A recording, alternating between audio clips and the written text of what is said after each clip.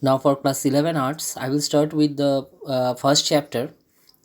Okay, that is Constitutions of India from political science. Now, Constitutions of India, the first chapter, that is we need to cover three topics, that is making of the Indian constitutions, then how far the Constituent Assembly and Indian constitutions effective, little bit critical analysis of Constituent Assembly, okay, about their work. Then the third one, we need to know about the philosophy of the Indian constitutions. These three topics we need to cover in the first chapter, making of the Indian constitutions, how far the Constituent Assembly and Indian constitutions effective. Third one, philosophy of the Indian constitutions. So let me start with the making of the Indian constitutions. Now, constitutions of India was framed by the Constituent Assembly. Okay, one marks questions might come. Okay, now how Constituent Assembly means, what is the background of Constituent Assembly? Now, Constituent Assembly was formed by the Cabinet Missions Plan. Now, the main purpose of Cabinet Mission Plan of 1946 is to formulate the constitutions. Okay. Now, what's the compositions of Constituent Assembly? In very short, I am telling the total strength at the starting was 389, 296 from British state and 93 from Prince state. Okay. Now, seats were allotted in proportions to populations. So that means, suppose for 50,000 one representative, or maybe 60,000, or whatever it is, means they arrange it like this way. Now after elections, what happened? Muslim League boycott.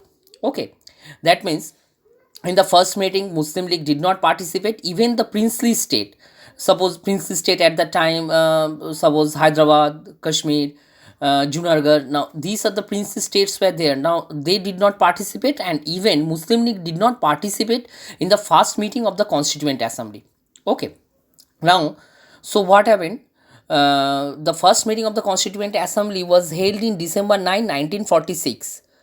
Okay, with only 211 members. Why 211 members? Because Muslim League boycotted, and even the princely state did not participate at that time. So from 389, the strength was just 211. Now, what happened? Later, the princely state accept. Why? Because of Mountbatten Plan. Mountbatten Plan was generally, it was passed on June 3rd, 1947. Now, what is the main purpose of the Mountbatten Plan? It declared the two domains of India and Pakistan, and clearly it states that the princely state, according to their consent, might join the Indian constitutions or not. It is their wish, and even they could remain independent also. So after that declarations, many of the princely state joined the Indian constituent, but except Kashmir, Junagadh, and Hyderabad. These three things we'll study later in class 12. Now these three states did not join at that time. Okay. Now what is the functions of the Constituent Assembly? The functions of the Constituent Assembly is just in one word, that is they drafted the constitutions through drafting committee.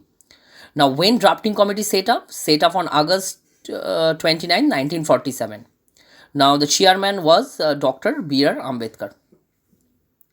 Now a little bit, we all know that the constitutions was adopted on November 26, 1949, and it came into effect from January 26, 1950. Okay.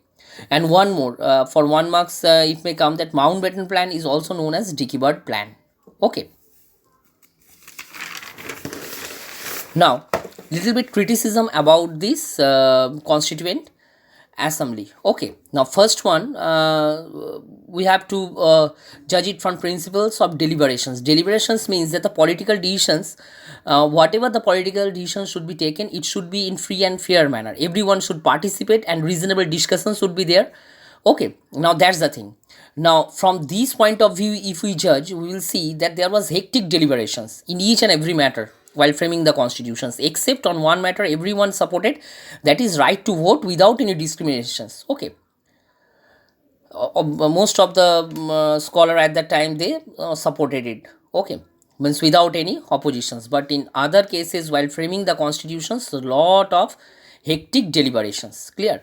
Next one, critic also suggested that the Constitutional Assembly was not sovereign body. Why not sovereign body? Now sovereign means where means we frame policies of our own without any interference. But the Constituent Assembly was generally, the work behind it is the British mastermind. Okay, so that is why it was not at all sovereign. Third one, Granville Austin's also called the Constituent Assembly as one part body in one party country.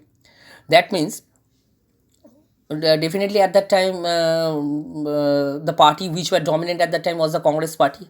So the Constituent Assembly was framed according to their wishes. So that is why it we clearly state that one part body in a one party country. Okay, and even some critics called it an Hindu body. They argued that it represents only major community of country. Okay, means the marginalized class or the minorities were what they feel that they were not means represented in a proper way. Now the philosophy of the constitutions, clearly we find it through preamble. Okay, now what is preamble? Preamble generally is the preface or introductions, or clearly preamble generally we can say that it lays down the salient features of the Indian constitutions. It guides. Okay, now what is the salient features? First one is the sovereign, then secular, then democratic, then republic, and justice, liberty, equality, fraternity. Now sovereign means where a government can chalk its own policy. Indian government can chalk its own policy without any foreign interference. Both external and internal policy the government can frame according to their wishes. Now secular means there is no official religion in India, and democracy means we all know that peoples can elect their representative through voting. Okay, republic means there must be a head of the state. In India there are two head, one is president and another one is prime minister. President is the nominal head, prime minister is the real head. Justice, now justice means there should not be discriminations between citizen on the basis of caste, color, creed, religion. Okay, so and even government will try to uplift the marginalized class people. Okay, that means more and more government will try to develop welfare state. Liberty means freedom. There are no unreasonable restrictions on the citizen. Mind it, freedom means whatever one wish he can perform, but without disturbing or harming other. Okay, and next one is equality. Now equality means all people enjoys equality before law and equal opportunities for the law. Now equality before law means from prime minister till a simple farmer, all are laws are equal for all of them, and laws equally provide protects each and every one in the country. Fraternity means feeling of brotherhood among citizens. Now for example, through midday meal scheme we can see that how the fraternity is providing. Now this is the overall means the topics which we are covering in the first chapter. Okay, thank you.